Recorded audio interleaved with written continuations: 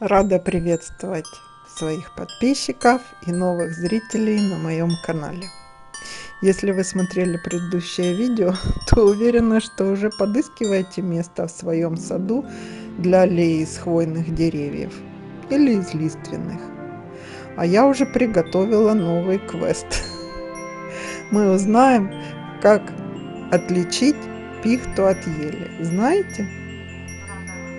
Рада вас еще раз приветствовать в своем саду. Я Светлана. Это мой зимний сад.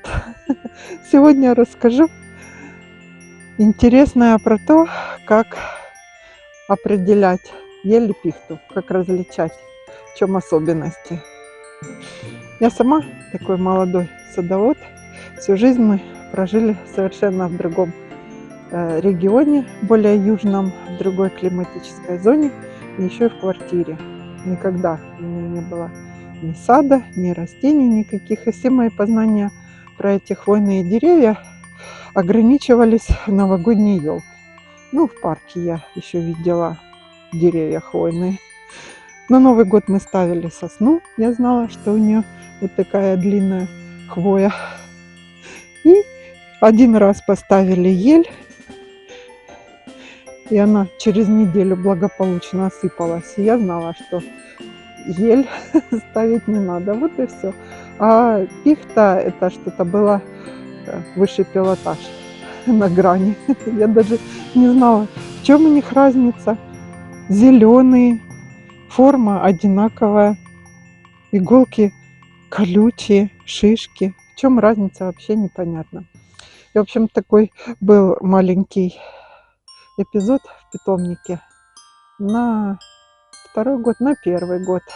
Кстати, мы вот эту покупали, вот это хвойное дерево. Что это? Ель или пихта? Научу вас быстро и легко определять. Так вот, мы по питомнику с девушкой-менеджером шли, и я: ой, какая елочка, что это за сорт? Это, кстати, можжевельник.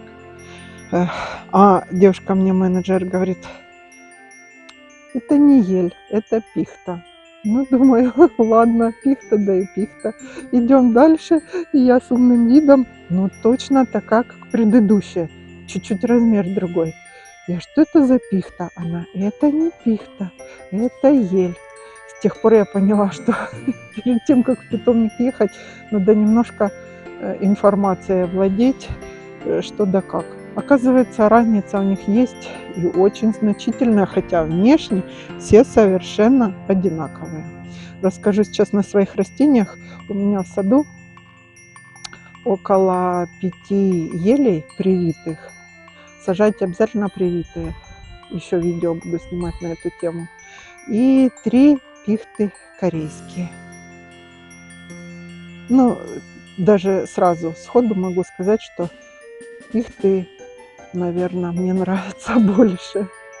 Они пахнут, если иголочку так потереть, пахнут Новым годом, мандаринами, праздником. Невероятные. Пихты просто невероятные. Но ничего не скажу про ели.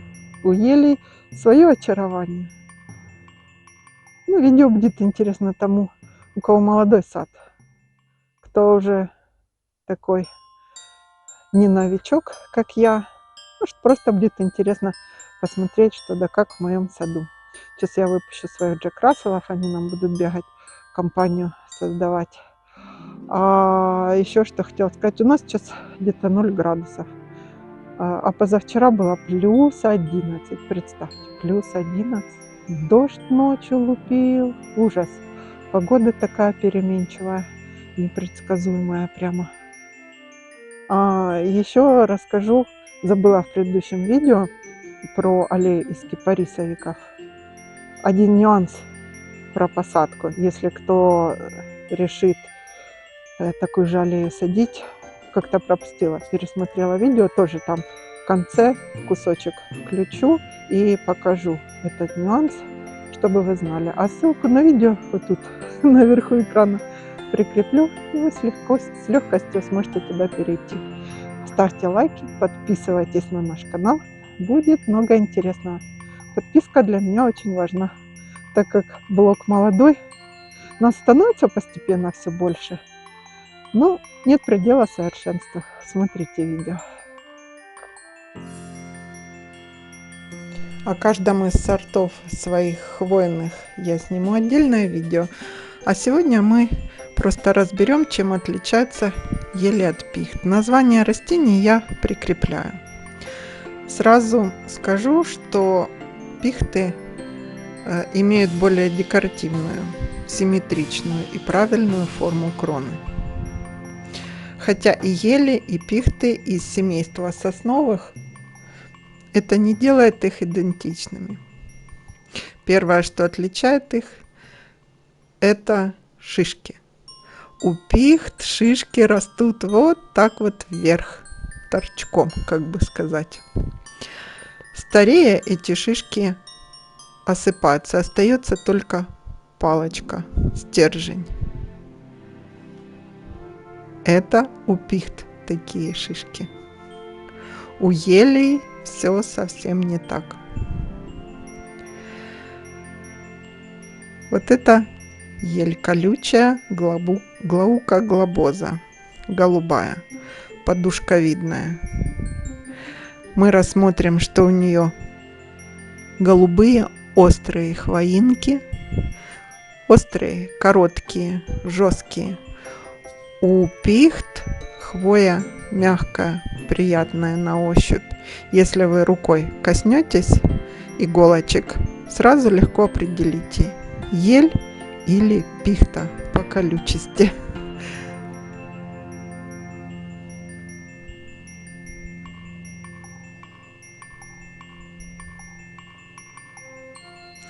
Пихта бальзамическая нано.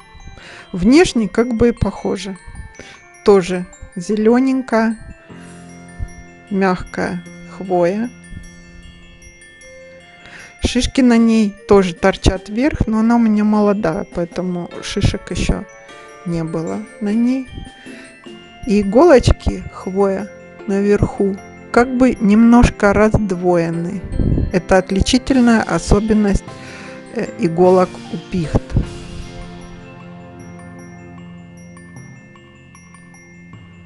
У большинства пихт она плоская, не колючая и, как я сказала, раздваивается немножко. Ель европейская нидиформис. Короче, хвоя тоже зелененькая, казалось бы, совсем похожа на предыдущую, да? Но сами иголочки опять же острые, когда коснешься. Шишек нету, но у елей, я сказала, шишки по-другому, чем у пихт. Они смотрят вниз, как бы свисают. Тут у меня тоже шишек еще не было. На нидиформисе. Так, туда-сюда, Майя. Это перед нами опять пихта корейская.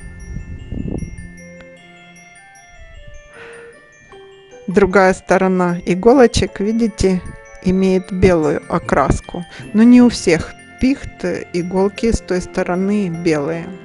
Иногда полосочки светлее, иногда белые. Но вот у меня есть другая пихта, у нее она одноцветная. Они зеленые. Приблизила, посмотрите, иголки. На самом краю раздвоенная, из-за этого они не колючие. Раздвоенные. Уколоться такими иголочками нельзя рукой, если вот так по иголкам вы поведете, не колючие.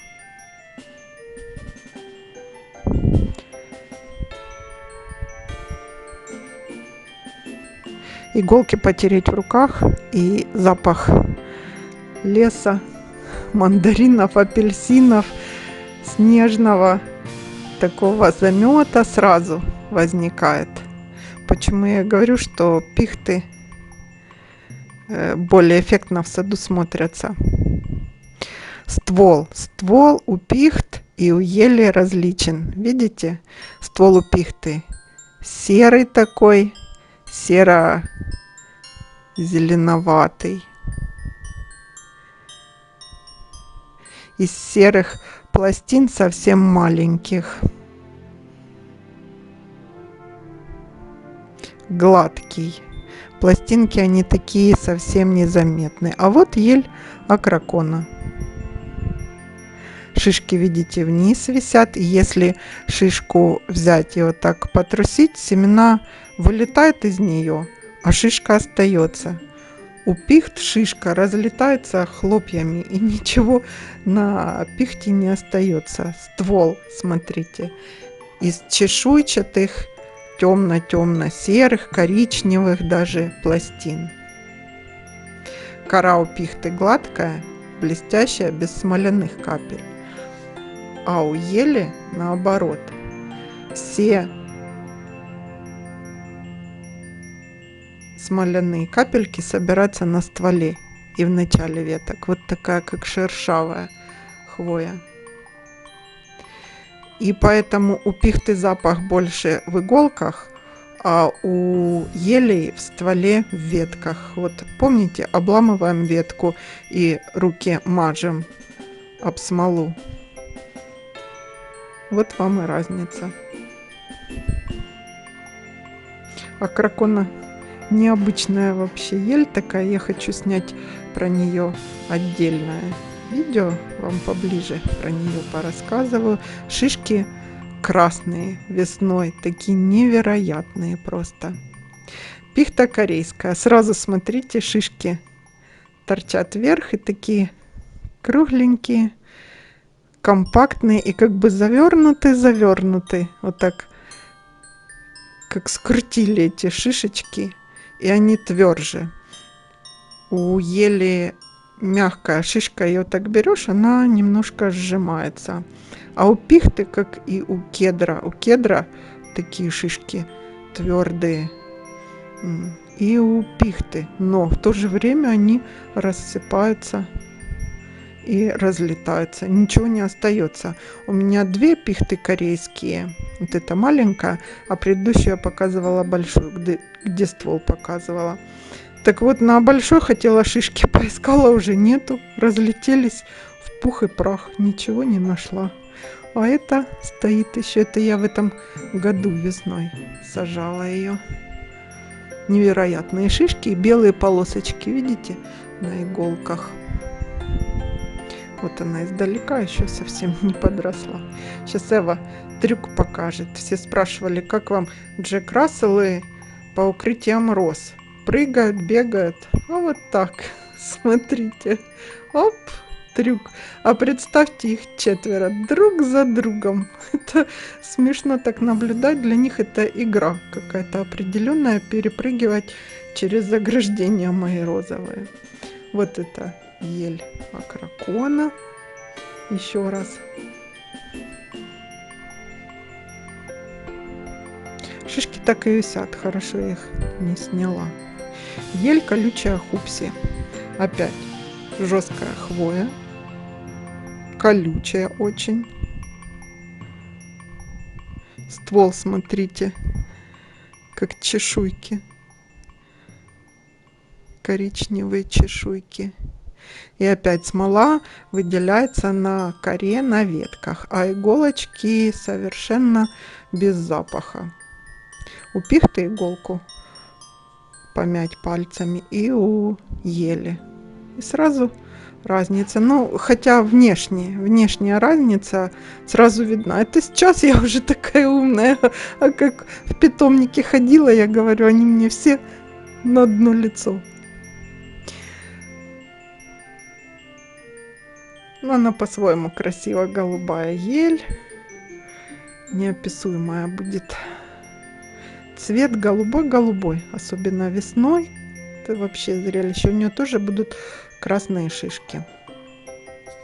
Надеюсь, уже в этом году. А вот это у нас сейчас будет вот пихта одноцветная калифорнийская. Покупала ее 80 сантиметров, за 2 года вымахала больше 3 метров. Хвоинки темно-зеленые и опять же не колючие. Краешек хвоинок там видно, опять же раздваивается. Почему они не колючие? Она немножко чем-то напоминает сосну, длинные, 8 9 сантиметров вот эти сами хвоинки. Знакомая подходила, говорит, она как будто пластиковая какая-то, не настоящая. Очень быстро растет. Пихта калифорнийская. Изнанка хвоинок без белых полосочек. А теперь смотрим ствол. Сейчас обойдем. Вот так. Опять же, у нее вот эти чешуйки на стволе вообще незаметно не видны. Она как гладкая. Гладкая. Вообще эфирные масла хвои пихты очень полезные. Вот почему мне кажется, что пихты я больше люблю. Аромат вокруг деревьев стоит в дождливую погоду. Они выделяют фитонциты и эфирные масла. Почитала, что способствует заживлению ран, повышает сопротивляемость организма к вирусам, очищает воздух. Ну, не знаю, у нас на поле воздух очищать. Сосны вокруг. А вот эта маленькая колючая голубая ель-кебаб. Она хоть и маленькая, все равно по стволу видно, что такие чешуйки у нее.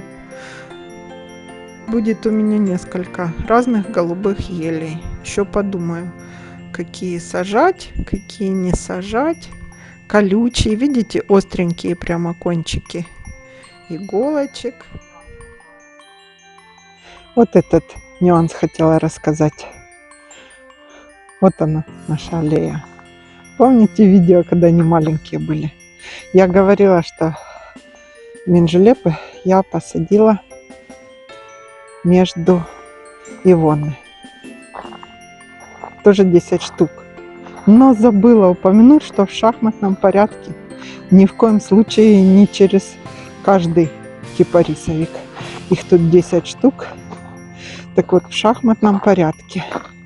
Получается, между ними где-то 1,80 м. Получается, один с этой стороны, другой с этой. Ну, теперь по этой клумбе все понятно. Сейчас они связаны. Не очень красивые, но все равно салатовые. Даже когда минус. Вот такой нюанс. Они как букетики на ножках. Получается вот так. Что сажать в свой сад, я думаю, вы решите сами. А я пойду посмотрю в питомниках ближайших и садовых центрах, что у нас там продают. Может, выберу себе подарок уже на следующий год. До встречи в нашем саду.